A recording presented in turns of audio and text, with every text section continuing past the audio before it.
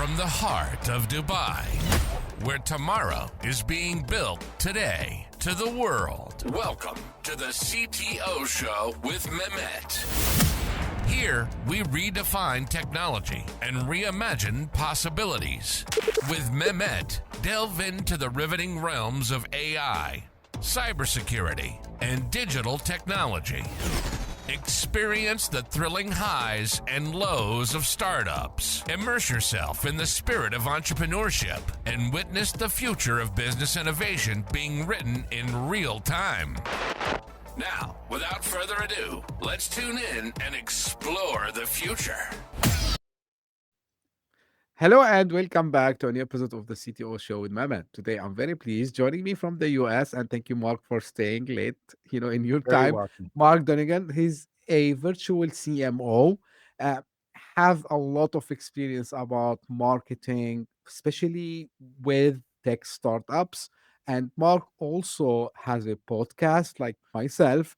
We're gonna talk about many topics today, but of course, everything marketing for startups, tech startups in specific, and of course, AI. We're gonna touch about the AI. We're gonna touch about like a couple of other topics also as well. Without further ado, this is what I do with all my guests, Mark. You know, tell us a little more about you, your background, your journey, and what brought you to what you're currently doing. Great. Well, first of all, Mehmet, thank you for the invitation. It's great to be here. Really excited to talk to your audience. So, real quick introduction.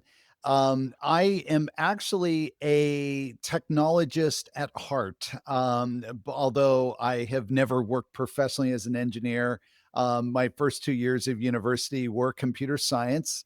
I taught myself to program when I was 12, and some of your listeners will pick up on the fact that I said program, not develop, which gives away my age.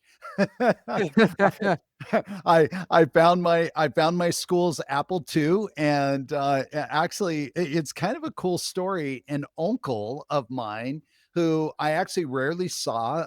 He lived a long distance, but like once a summer, we'd go back and visit kind of our relatives, and so I'd see my uncle. And when I turned 12, he said, I want to buy you some books. He loved books. And I don't even remember. I think I got like 3 books, but one of them, he said, I want you to pick out any book you want. And so we went to the bookstore, and there was a book on basic, but it was, today we would call it kind of the dummies guide, because I remember it was really kind of illustrated, and it was something like a 12-year-old could kind of look at and go, this looks cool.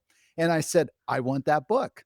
And I went home and I just immersed myself, in learning the language, found my school's Apple II. I think I actually knew that they had one, but, asked the teacher, hey, can I stay after school? And so the point is that, those are my roots. Now, interestingly enough, I also was an artist. And Nice. in fact, let's see, when I was 11, so the year before, so I guess I was sixth grade in the US, it would be like sixth grade, if I remember right. I entered an art competition at the state fair, and I got like a third place ribbon against the adults, so I guess I was drawing pretty well. But looking back, of course, you can say, wow, I had this clearly this left brain logical side, because I was very drawn to the structure, of programming and of language. And at the same time, I was creative, so the connection to all that is that years later, as I ended up not finishing my computer science degree and going to music school. So see, it shows left brain, right brain.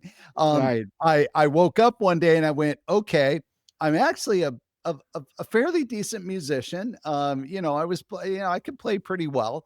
But I realized, looking at my peers around me, my friends and fellow students, that it's really hard to make a living, and it's really hard to make a good living as a musician. So I was rational enough to say, okay, I love music.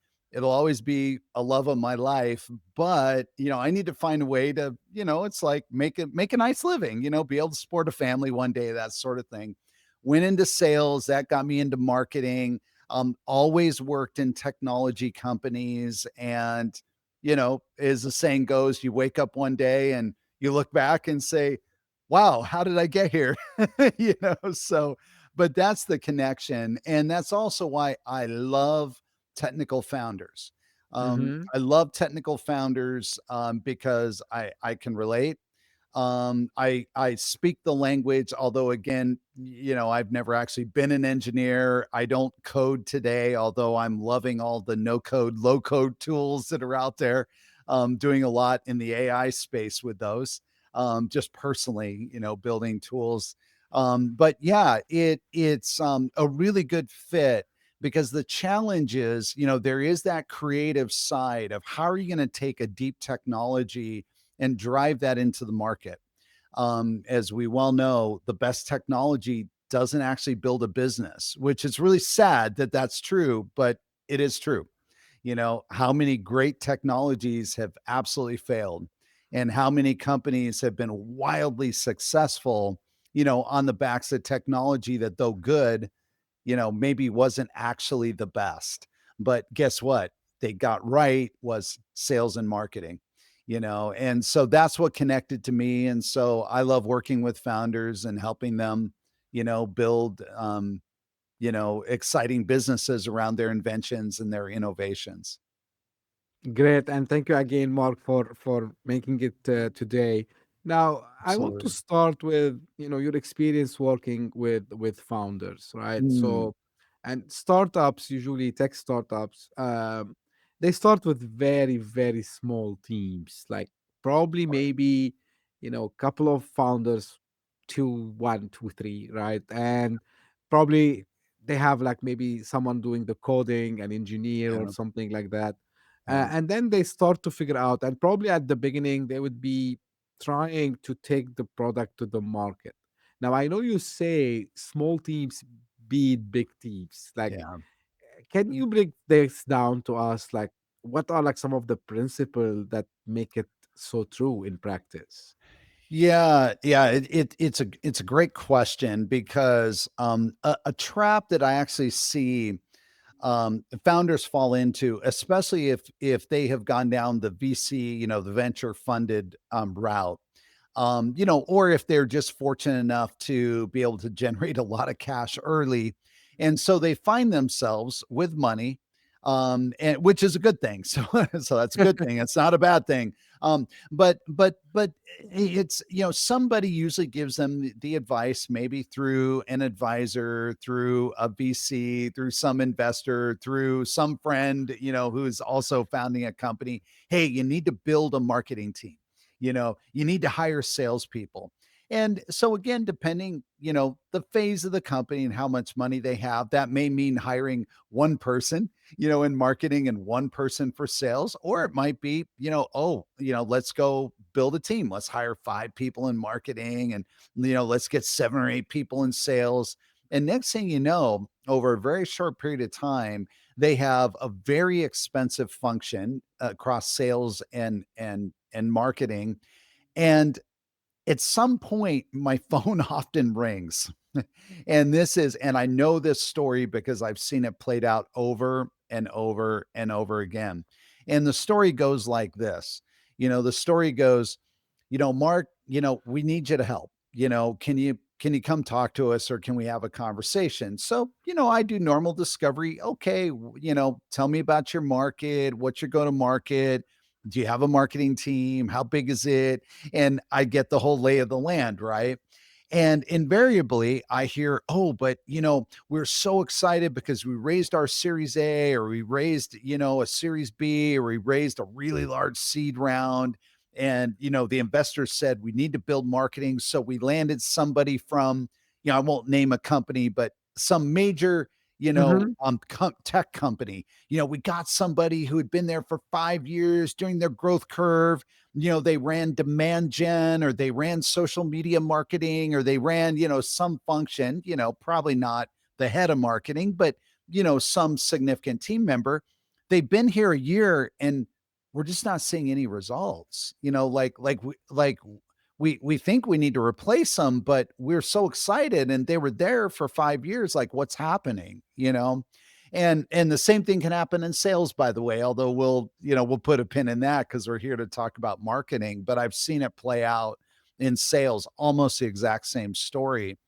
And what happens, and the whole thing about small teams, beat big teams, is that when you are still trying to identify your product market fit, when you're Mhm. still really defining your ICP, when you're still even if you have some traction, and you see visibility to, maybe $10 million ARR, $20 million ARR, which again, if you've done that in a short period of time, is really successful, like that's a good thing.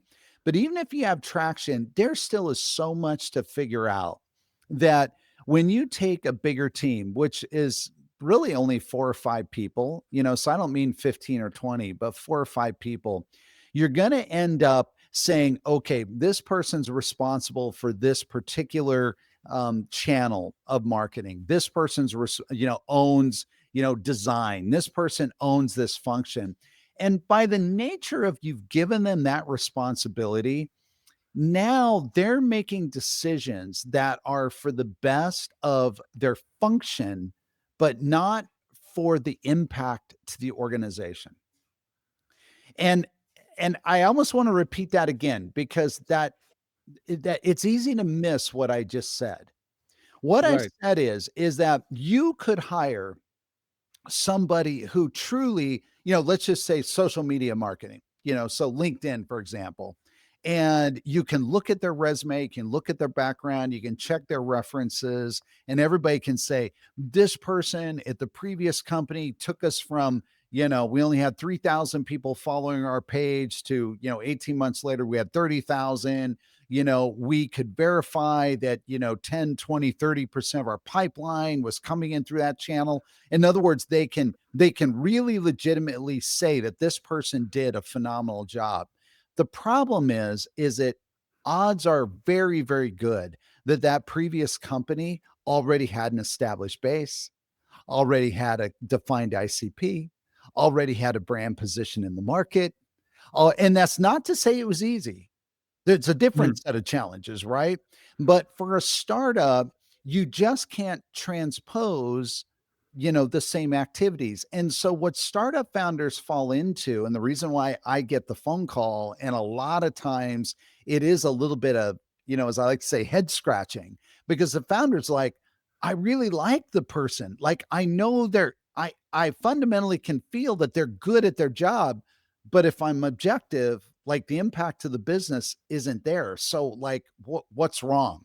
What, are they faking it? Do we, or what's wrong? And what it is that early stage marketing is about rapid iteration. It's about problem solving. It's about being incredibly creative and adaptive. And so many marketers are trained, not that they're trained not to be those things. They would all say, yes, I am those things. But if you followed them around day to day, in a even just a medium sized company, you'd say, wow, this person basically their job is to repeat a dozen activities day in and day out, adjusting here and there, but basically doing kind of the same thing day in and day out. And in a startup, it just doesn't work. So you need a small team where you can rapidly together move, flex. You can go to different channels, you can experiment, you can do different things. And it's why an early startup hire looks very, very different than when you're hiring into a, kind of a mid phase, company that's 6, 7, 8 years into the market, is just more established. This is very informative, Mark. And yeah, I've seen, as you said, I've seen this movie many I times. I Uh, think everyone has or has known somebody who has, yeah, Yeah. especially the part, and actually it applies not only to marketing, to be fair, like it applies to sales, to other functions as well. Yeah. And my theory is, you know, you know, like when someone goes to any investment related website and they tell you like previous results doesn't guarantee the future. Future. Which Yeah. so I always tell them like like think about it when you want to invest in a stock in the stock market, right? Yeah. So maybe it did fantastically well, but you never know, because when now at this time things might be different, like. That's And right. the other thing I say, Mark, is each startup, each founder, each person, in my opinion, like we live, I call it the three dimension, so it's time, location, and personality. Yeah. And if someone does something right there, doesn't mean he gonna or she gonna do very well Yeah. in this location, because everything is different. So this is, That's right. it's a great point. Now, Mark, like you get this phone calls, right? Like, Um, do you have any kind of diagnostic framework, or like maybe what are the things that tells you, like, yeah, you know what, these guys are up to something, yeah. I would be able to support them? Or Yeah. like I don't like to ask about red flags, I would like to ask about the thing that Sure. excites you and Sure. push you to say, yeah, like this team Sure. is a good team, let's help them in their go to market Yeah. strategy. Yeah, it's a great question, and look, I love yeah, I'm a marketer, right? So I love Yeah, frameworks. So I would actually very much like to be able to pull out my 5-step framework with a cool acronym that goes with it. sure. That I can say, okay, follow this. The reality of the matter is, I think of it more like signposts, or Mhm. almost like traffic lights, green, yellow, red. And I think in general in business, that's actually just a more healthy way, because I just think that we live in such a dynamic world, on every dimension, right? Not just business, but the world is just too dynamic. And so let me tell you this, the signposts, or the traffic lights that I look for, Sure. I and it starts with, one of the first things would be, um, this will sound easy, but let me unpack, or this will sound like obvious, but let me unpack what I mean. Is it, does the market actually need what you're building? Now everybody's going to say, well, of course, but I mean, if they even have a little bit of business, the market needs it. It's like, not so quick, like there's a whole lot of reasons why companies can actually buy products and actually not need them, or, they buy them thinking that they need them and then find out they don't. And so just because a company has gotten to one, two, three, five, maybe even $6 or $7 million doesn't mean that they have a product that the market actually needs. And so, what's difficult about this is that obviously the founder has a well honed pitch that is just going to make you want to, there's a saying, for those that live in Alaska, being in the US, and live around a lot of ice and snow, it's like selling, it's selling ice to, Eskimos, or to the, to the Right. Alaskan people, like, like they could sell to anybody, the founder. But you really have to then dig a step below and say, okay, but what is the problem you're solving? And if they can articulate back to me in a reasonable way that is not difficult to understand, here is the problem we solve. And here's what our current customers, here's what our early, clients, customers are telling us, and here's why they bought us. If they can articulate that, then that's the first green light that tells me, all right, then I want to keep talking, you know so that's the first gate. Now, interestingly enough, this is related to marketing, because so many marketers, and I found this too, of marketing leaders, or just marketers who have joined companies, and then maybe they haven't lasted very long. Maybe they were sort of pushed out, maybe they were fired, maybe they just got so frustrated they left, over a short period of time. And almost always it's like, well, yeah, I mean, it wasn't a marketing problem they had. Like, you could be the best marketer in the world, whatever that looks like, and you wouldn't have solved their problem. Mhm. Like, maybe you would have slightly been able to find a few more people and made a few more sales, but you wouldn't have saved the company. So the first thing is this a product or solution technology that the market actually needs? And then correlated with that is, can the founder tell that story? Now, occasionally I get into a situation where my personal analysis is that yes, they have something, but the founder still can't tell the story.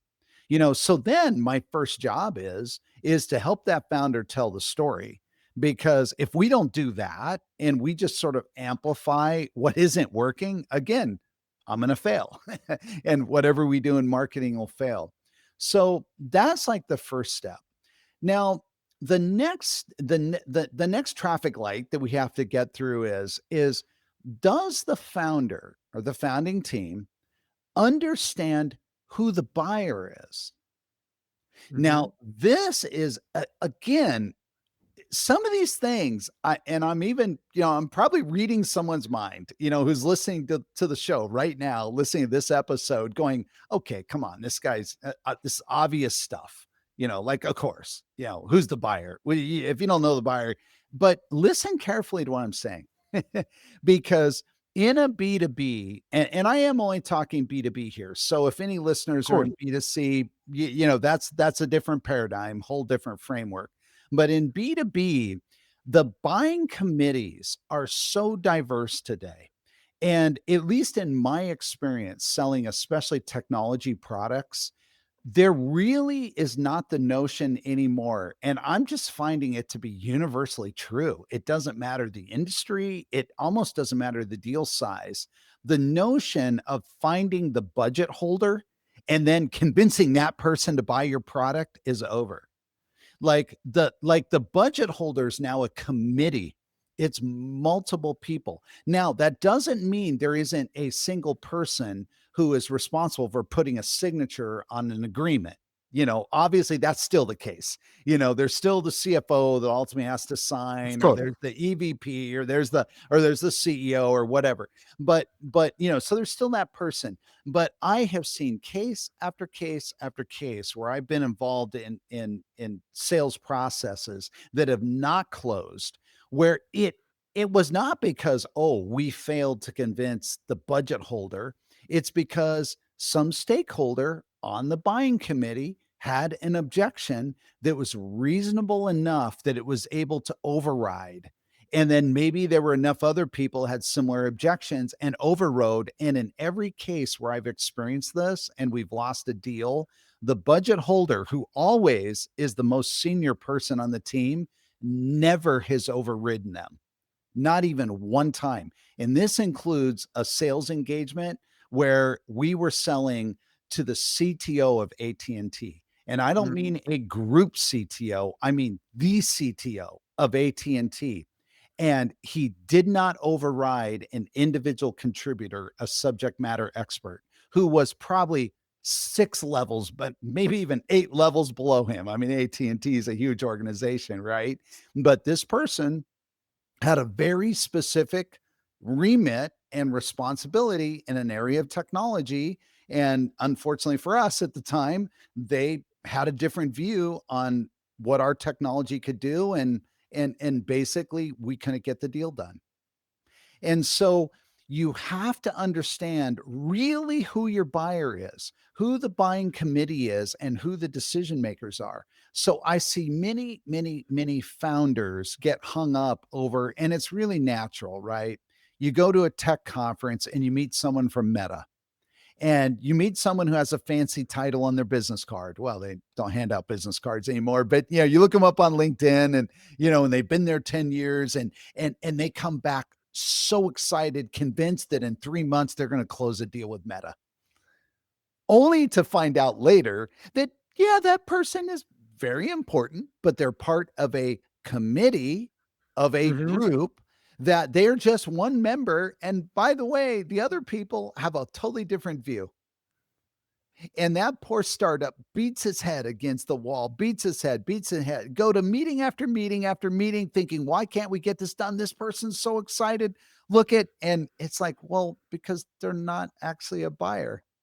They're actually not the buyer. They're not really, now they're an influencer, maybe. That's not to say that they aren't a piece of the buying, but they're not. And so startup founders struggle with this. And the goal of marketing, the job of marketing, is to the reason why it's important that a marketer understands this, and then that a founder understands it to direct marketing efforts, is that, if the view is, oh, we sell to vice presidents of, I'm just being generic here, but vice presidents Sure. of engineering of companies from, 500 to 5,000, which again, very common, right? Like, oh, let's get a persona, the persona. Well, okay, it is true that your buyer may often have that title. So there's nothing wrong with that. But what function does that person have in the organization? Are they actually responsible for, overseeing the primary engineering function? Are they operating a little more as a CTO? Are they, what's their real function? Or, for your audience, CTOs, like, are they really a technical CTO that's leading engineering? Are they kind of more of a technically minded business person who's, look, like, if you don't understand that, you could get stuck thinking, but we've got a meeting with the CTO. We're going to lock this thing in. And it's like, no, because actually the person who really makes the decision is over here and has a totally different job title and responsibility, you know?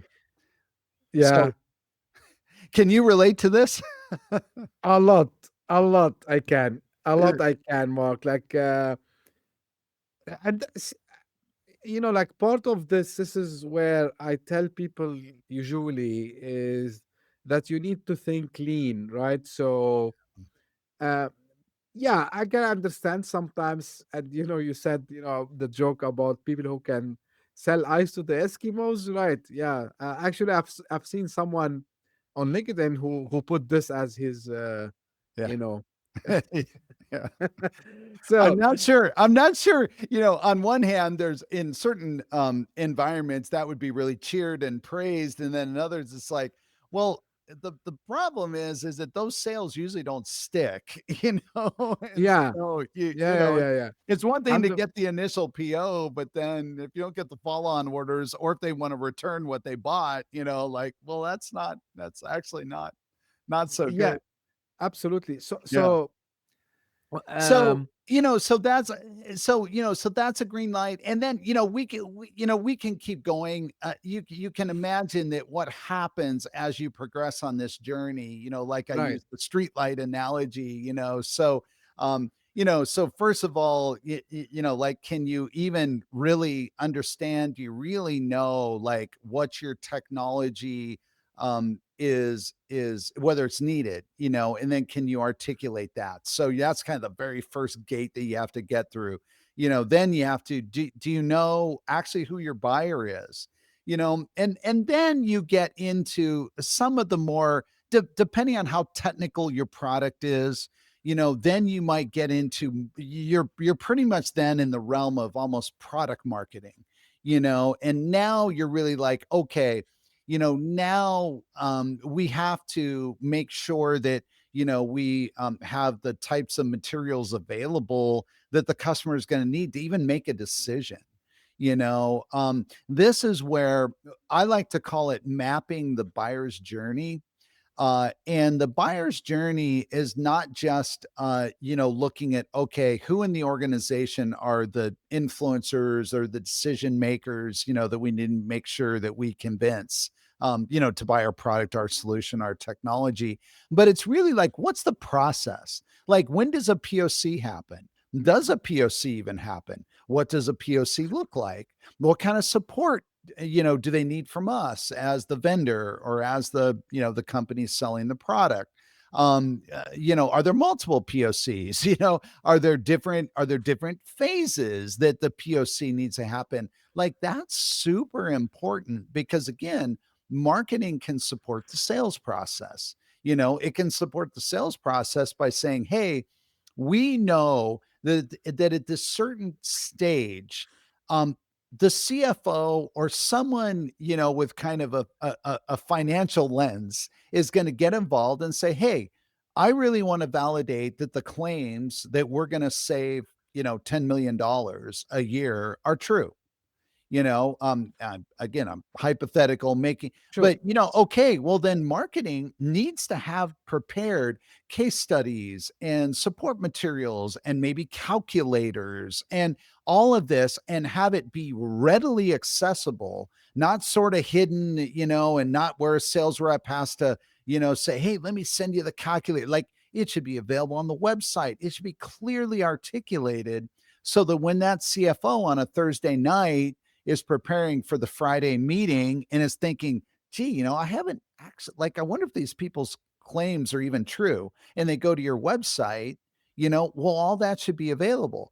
But if the marketer doesn't know, that that's a step that almost every sales engagement is going to pass through, maybe they're not creating those materials, and that may not cause you to lose the deal, but it's certainly going to make the deal take longer to close because now the CFO shows up to that Friday morning meeting and says, "Hey, we're really excited about this. We really hope your claims are true, but can you send me, like, I want to see some case studies. Could you send me some references? Do you have any calculators?" And it's kind of ridiculous to think that you say, "Oh yeah, we have all those things." Well, why wasn't that easily available so that on Thursday night when the CFO went to the website, they could find it, you know? So, A lot of things to uncover with you, Mark. But I want to start with this one. The latest point yeah. about how much information is available, which is mainly content, right?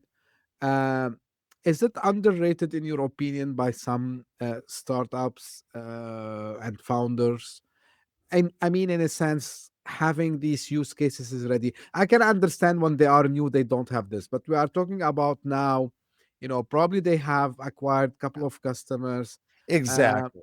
Yeah. right? Yeah. So how much this you think is underrated? Because honestly, I've seen it. I want to hear your opinion Yeah. from general content perspective, whether it's the website itself, like use cases on the Yeah. website, maybe probably also the tools, like as you mentioned, ROI is a good example also as well.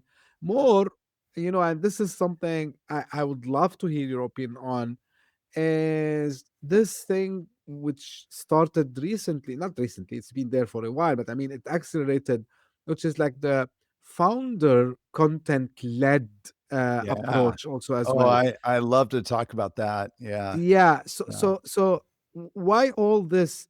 I see it underrated. First, do you agree with me? And what's the importance also Yeah. of all what we mentioned? I think Mamet, I have a little bit of a different I don't necessarily, at least I've not met any founders who like don't get the value of the content. So maybe you're not exactly saying underrated, like they don't believe it's important. But I guess you can make the case like, well, if they believed it's important, wouldn't they have addressed it? Wouldn't they be putting, the resources behind creating the materials? I what I run into is to I run into a little bit of polar opposites, which is kind of interesting. Interesting that most companies that I engage with, now this is just this may just be that I'm sort of lucky. They actually have all of the information and even sometimes too much. Although you could say, well, is it really too much? But I mean, they've got it all, but it's so poorly organized, or it's all like engineering docs that needs to then be turned into more readable, articles and white papers and application notes and so like the content is there. I mean, the source is there, sources are there, but it just needs to be turned into something. Now, that's a wonderful problem. And like I said, maybe I'm just super lucky because almost every company that I've worked with has been in that category where I've come in, I've said, wow, We really don't have a content problem, as in nothing exists. But what does exist is either just not simply made available, it's hidden so nobody can see it, or it's engineering docs, or it's just not written in a way that it's understood. So that's a different. Where I find the reason I said polar opposites, where I find a startup doesn't have any real material is I've never had somebody sort of say, "Well, Mark, is this really a good ROI?" They always sort of sigh and say, "We've been dying for the last 3 years to get to this. We're stretched so thin." Again, limited resources, right, of a startup. And so, um, I guess I would say this. I would say that if you're a startup founder, or you're working in a startup now and you realize you have one of these two problems, like, yeah, we actually have a lot of content, but for some reason our users can never find it, or our sales team always complains that, they don't know where things are. Okay, there's some very practical steps that we can take to fix that, to remedy that. If it's on the other side where it's like, oh, we've been dying to create the content. We know we need to. We know it's really a problem, but we just don't have the time. Well, you got to make the time. you know, you have to make the time. And the way to get started is to simply look at the buyer's journey and pick the most significant um, area where every one of your deals trips up. So I work, for example, almost exclusively in an area of video technology. It's called video encoding. And so you think like a Netflix is an example, which I'm sure, all of your listeners, Sure. probably have a subscription or aware of Netflix, any streaming service. There's a very important function that takes, a very large video file and compresses it into a much smaller video file so that it can be streamed more smoothly over the internet. Very easy to understand what the process is, highly technical. But there always is a process when you're selling this type of technology called an encoder, that it goes through an evaluation, which makes sense, right? You would think, okay, somebody wants to both objectively and subjectively measure the performance. Subjective is, I take a file, I use your encoder, I look at it on a TV or on a mobile phone or on some, on a laptop or whatever, and I say, does that look good to me? Obviously it's more complicated than that, but it's like, does that look good? And then there's other, well, it, in the world that I live in, like anybody who's selling this solution needs to have a set of documents around how to set up their product, how to optimize their product, even suggested ways to evaluate their product. Because if you just turn it over to somebody, they might use the wrong modes. They might use the wrong, there's some parameters that they enter incorrectly and they get a bad result. And so this is the job of marketing, is to make it as easy as possible, because there is nobody who's going to buy a solution like that who doesn't want to see it. Right. What does it do? Even if it's nearly free, because nothing in life is free. So, even if it's like open source, there's a whole evaluation process. So that's an example. So founders need to think about, can just go back. If you're struggling with the fact you have nothing today or very limited, just think like, okay, and I guarantee for every sales process, there's at least something that, if not 10 out of 10, 9 out of 10 buyers are going to want to validate. So then build a tool, build some content around that. And then that right there is where you get started. And then you just expand out from there. Cool. Now, Mark, because also you mentioned about how the market is so dynamic nowadays, and we know I can't skip this topic in any of my episodes, which is AI. AI. Um, right? So, how, in your opinion, um, I can, as a founder, or we as founding team, Mhm. utilize what you call it AI first marketing, Yeah, right? So we can have, you know, good performance, right? yeah, And how far, if you want, the AI can help in all the things that you just mentioned, right? yeah. So, because, you know, um, if you ask people, especially in tech founders, we don't have time. Like we have bunch of things to Of do. course, yeah, Right, right. Well, which is again, I'm not here to blame anyone. Fully understand. You know, I've seen that before also.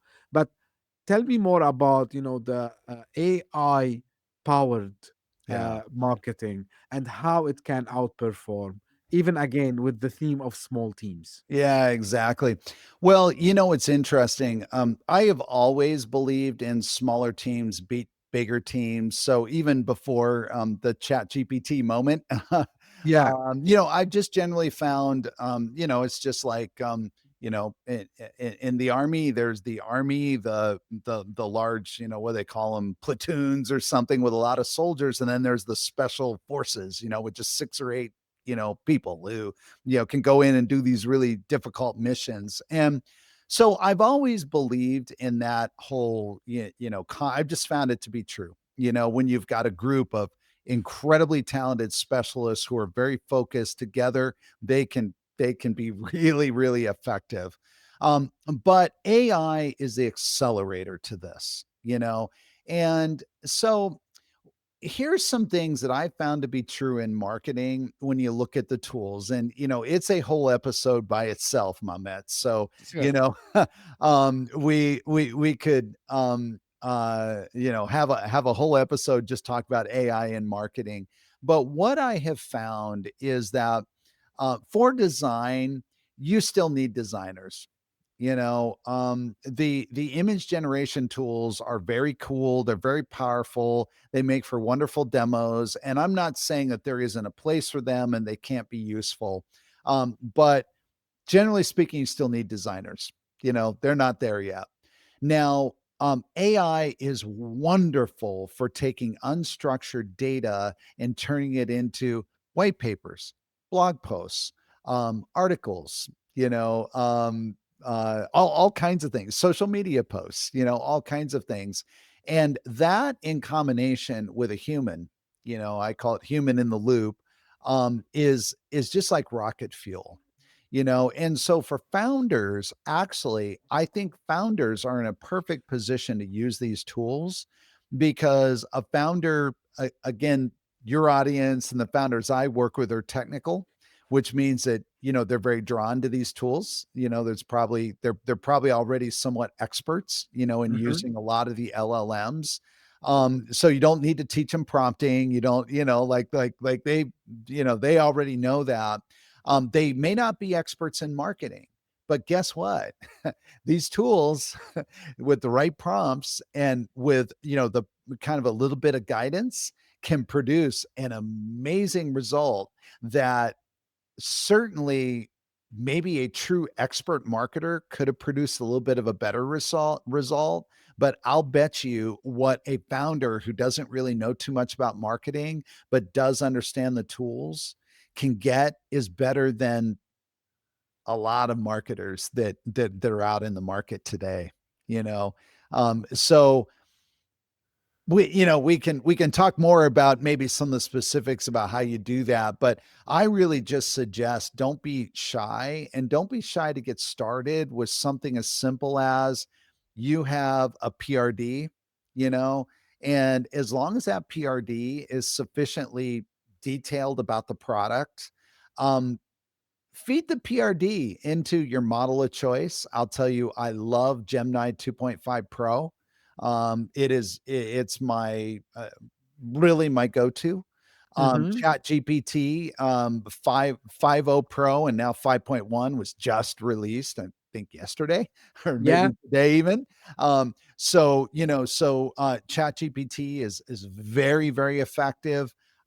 For writing, Claude has its place. I use it a little bit less.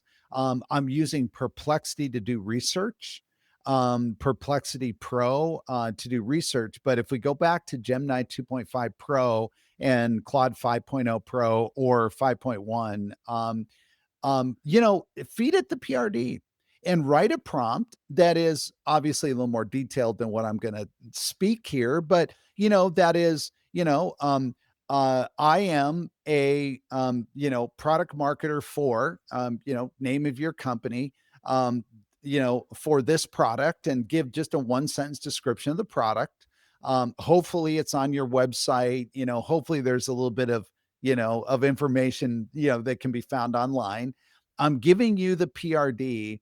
I would like to write a blog post that introduces, this solution, with the core audience being, and then fill in one of your ICPs, So again, you have to give it enough detail and context, but it doesn't have to Right. be an 18-page prompt, and you will be absolutely shocked at what you'll get back, and then this is the human in the loop. You have to read it. Don't just copy and paste and post it on LinkedIn, or on the website, but read it.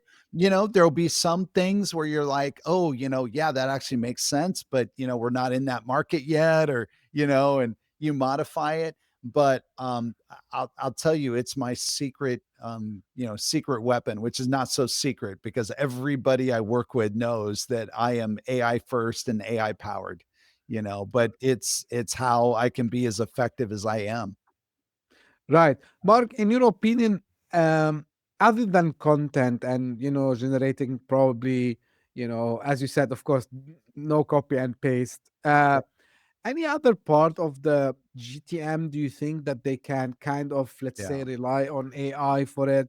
Like we started to see, AI SDRs, for example, Mm, and like from marketing perspective and the GTM, you know, let me ask this way, which make it maybe easier.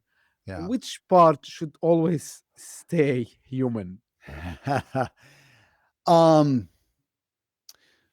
well, I think, it's a very good, that's actually a great question. I don't think I've actually been asked the question that way. I've been asked this question from a different angle, but which parts of marketing should stay human, and all the tasks?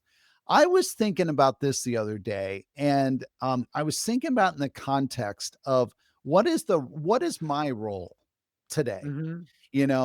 I'm even investing in building AI tools. Now, at the moment, I've decided not to, like, build a software company around it. So I'm not building some sort of a marketing, tools software company. Who knows? Maybe one day it'll turn into that. But I'm building them for my own use and the use of the companies I work with and for, so I was thinking about this, and the conclusion I came to is that I'm acting more like a curator today. I'm acting like a curator. And if you think about it, I happen to, like DJ music, being a musician, which might be a little counterintuitive. I still play and all, but I actually really enjoy, listening to a good DJ.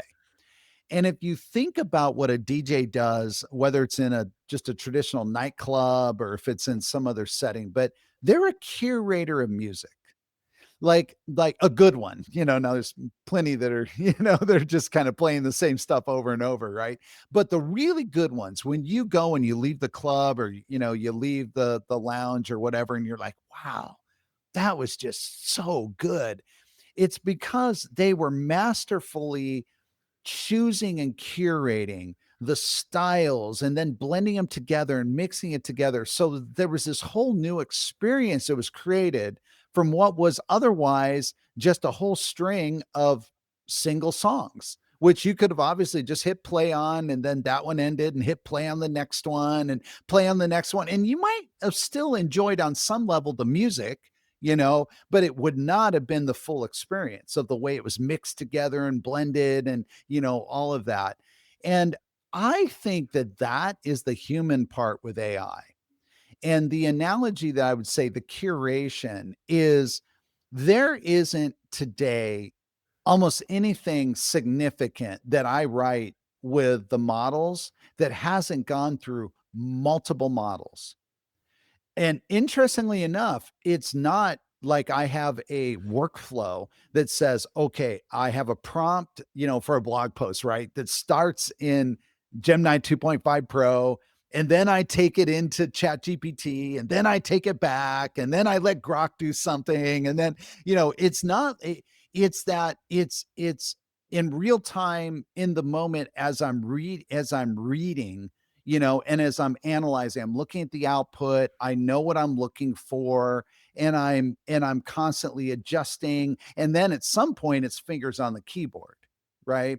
And so that's the curation process. And so I think where you're just not going to be able to replace the human, that is for the highest level.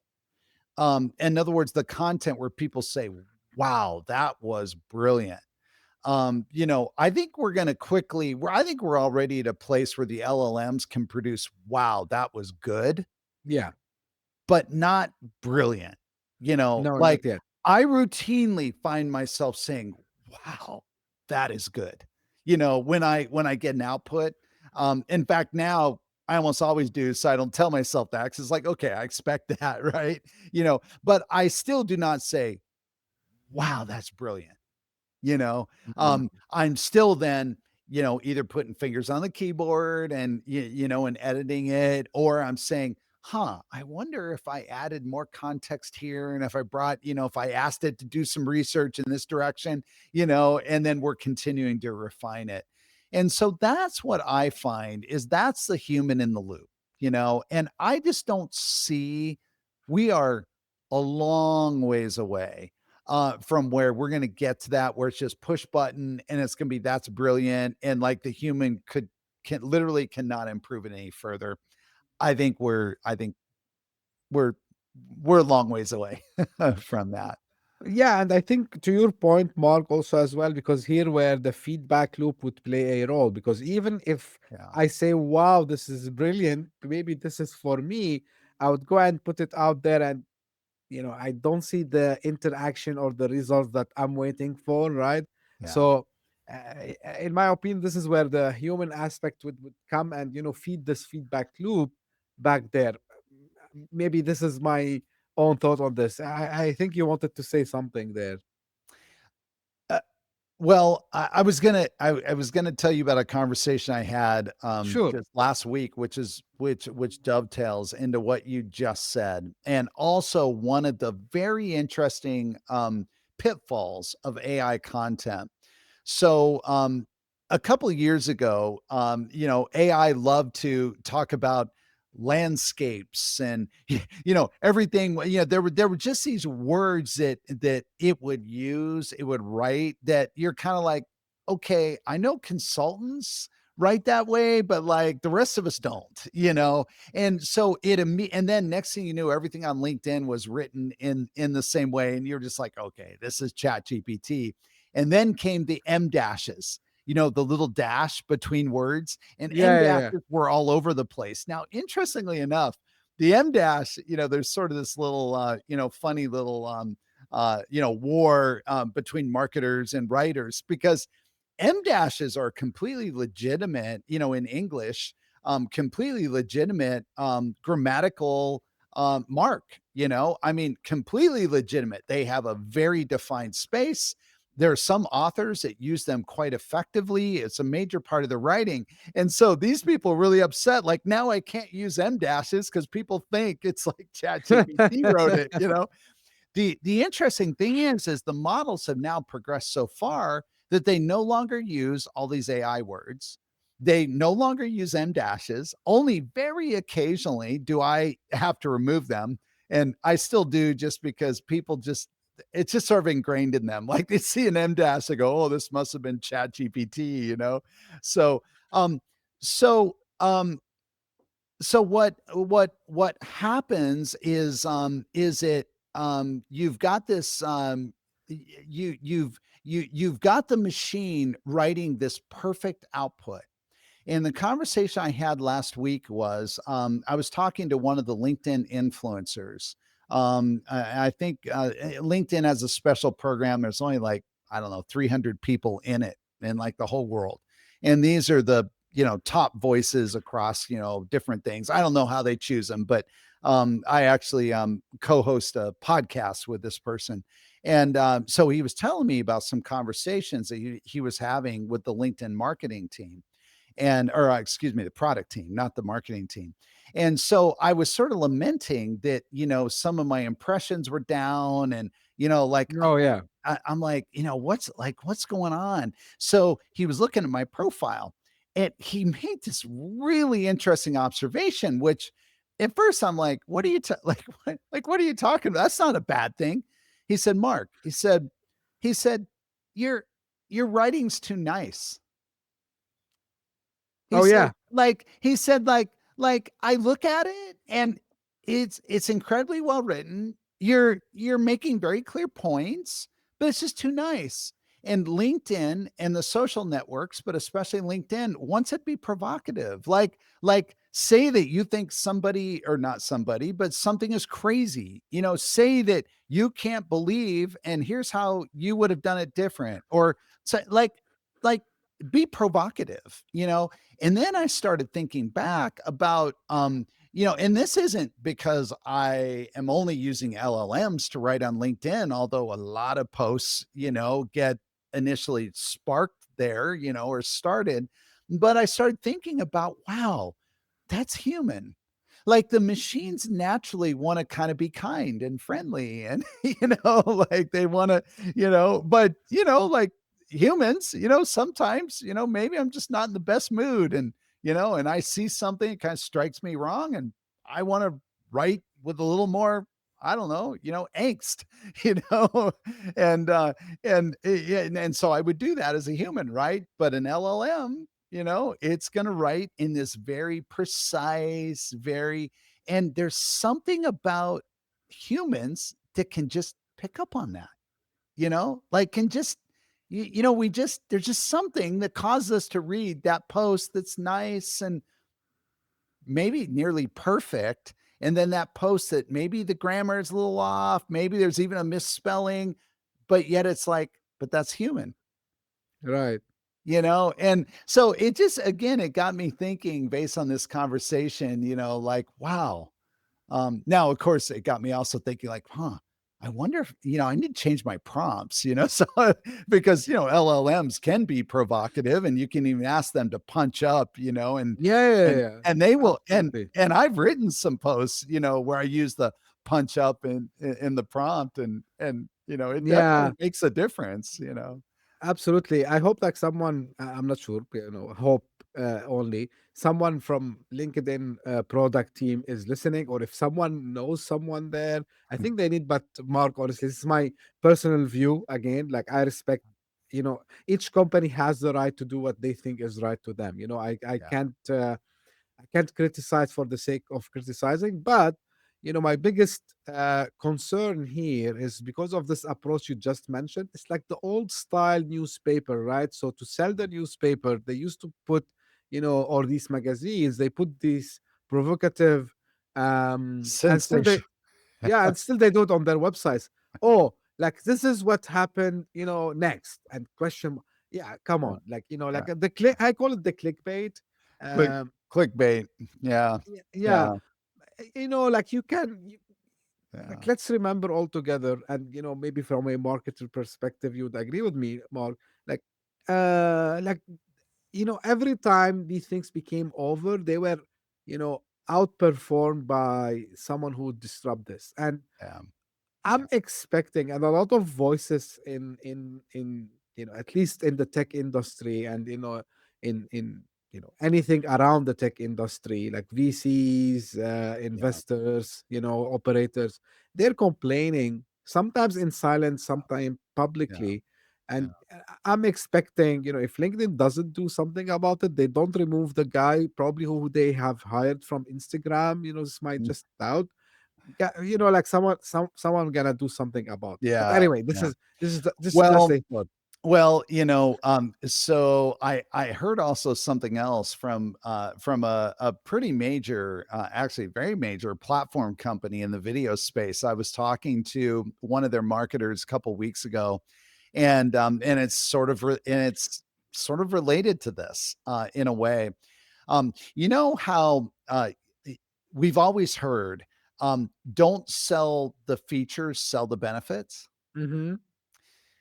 Well, this guy said, and this guy runs, he's on the primarily paid acquisition side of the marketing team. So he's running ads. He's he didn't tell me what his budget is, but this is a public company, a very significant company. And so I'm sure he's spending, hundreds of thousands of dollars, probably millions a year, on paid advertising.